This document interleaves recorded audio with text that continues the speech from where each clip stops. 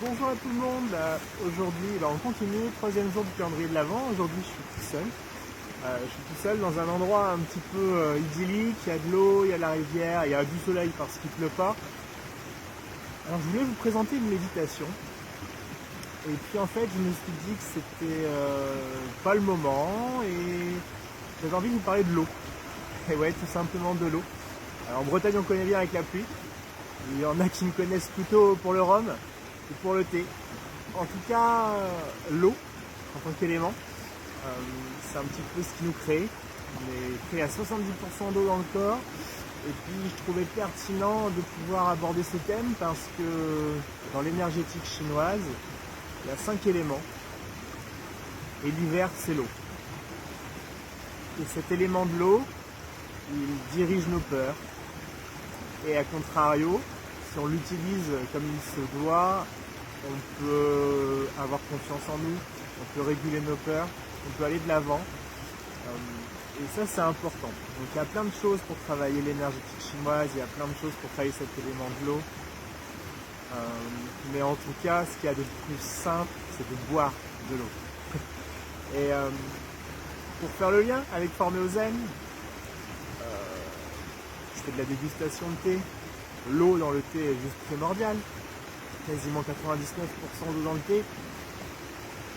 Et quelques feuilles après, histoire de donner du goût. Et je trouvais ça sympa de pouvoir boire la meilleure eau possible. Alors moi, chez Formé Zen, en tout cas, j'utilise de l'eau filtrée dans les dégustations de thé, de l'eau filtrée avec du charbon. Un charbon japonais qui s'appelle le Binchotan, qui est utilisé depuis la nuit des temps au Japon, qui est utilisé en toute l'Asie pour purifier l'eau. Et donc je voulais vous en parler un petit peu aujourd'hui. Vous voyez, hein, se met comme ceci dans des gourdes.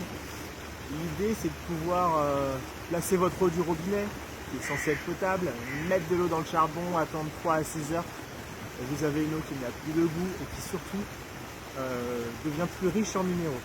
Voilà. C'est pas de la pub, certes j'en vends, c'est un petit peu l'objectif, mais c'est surtout pour vous dire que à bas coût, on a des réelles alternatives que l'eau en bouteille, que l'eau en bouteille plastique non recyclée, qui est vraiment une catastrophe pour la nature. Donc c'est pour ça que je voulais vous en parler aujourd'hui. Ce sont des petits bâtonnets qui durent quand même 6 mois, qui sont récoltés dans des forêts durables, gérées de façon durable, à l'heure actuelle avec un fournisseur au Laos et en Birmanie. C'est facile d'entretien, vous le faites bouillir tous les mois pour nettoyer les impuretés, ça capte les impuretés, ça relâche des minéraux, ça enlève les mauvais goûts et ça rééquilibre le pH. Que dire de mieux? Que dire de mieux? Et on sait qu'en ce moment, là dans la période hivernale, l'élément de l'eau, il est présent, il faut le nourrir. D'accord? Alors, il faut le nourrir en buvant de l'eau, évidemment, mais aussi en faisant du geste.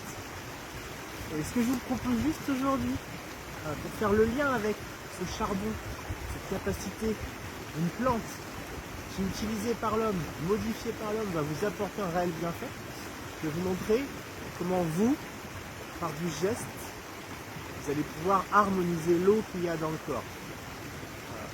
En un geste. Mais ouais, il y en a plein d'autres. Donc moi aujourd'hui je voulais juste vous montrer un tout petit geste qui est lié au méridien de la vessie. Le méridien de la vessie, c'est un méridien qui passe dans le dos, qui travaille dans les jambes.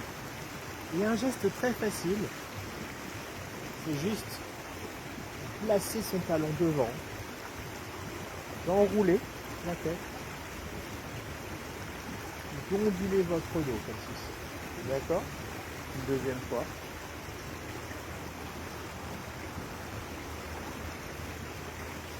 Une troisième fois beaucoup plus bas en allant chercher avec le nez. Et là, hop, on revient dans le cadre. On se... Et c'est un geste qui est juste génial. J'enroule, sors la tête comme une tortue. 2 fois, je vais un peu plus bas. Waouh, je remonte. Et 3 fois, je plonge comme si j'allais plonger dans la mer. Je plonge, je plonge, je plonge. Ouh. Et vous remontez. Et là, waouh, Donc vous avez circulé, ça est circulé l'eau qui est dans le corps. Donc voilà, j'ai eu un flash matin, je voulais vous parler de l'eau, je trouvais ça super important. L'eau, elle est nécessaire pour la vie.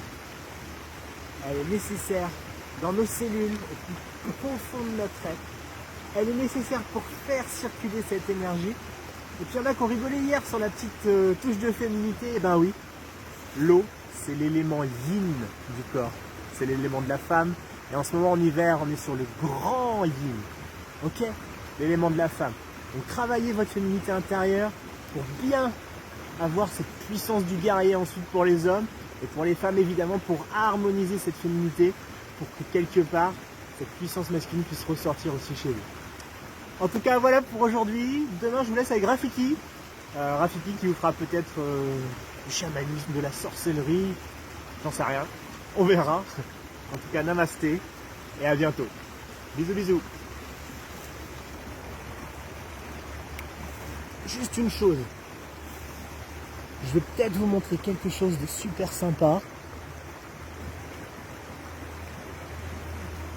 Alors, il y a une pancarte. Et cette pancarte,